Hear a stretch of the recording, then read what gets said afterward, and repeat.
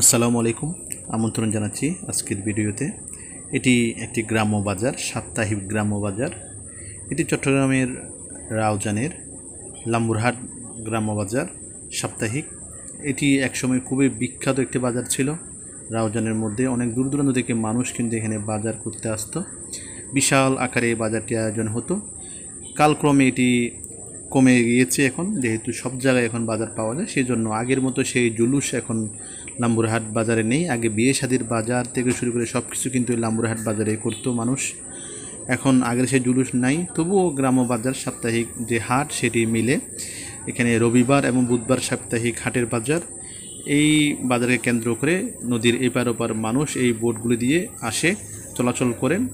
এই বাজারে অনেক কিছু পাওয়া যায় সাপ্তাহিক হাটের দিন। এখানে আশেপাশের যে গ্রামগুলো রয়েছে সেই গ্রামগুলির মানুষ এখানে সাপ্তাহিক বাজারে বাজার করেন। তারা তাদের নিত্য প্রয়োজনীয় জিনিসপত্র এখান থেকে ক্রয় করেন। কালক্রমে হারিয়ে গিয়েছে, তবুও কিন্তু এখনও গ্রামের মানুষ তাদের যে সাপ্তাহিক বাজার সেখান থেকে কিন্তু তাদের বাজার ক্রয় করে। তারা সাপ্তাহিক বাজারগুলো এখনও কিন্তু টিকিয়ে রেখেছে গ্রামের মানুষজন।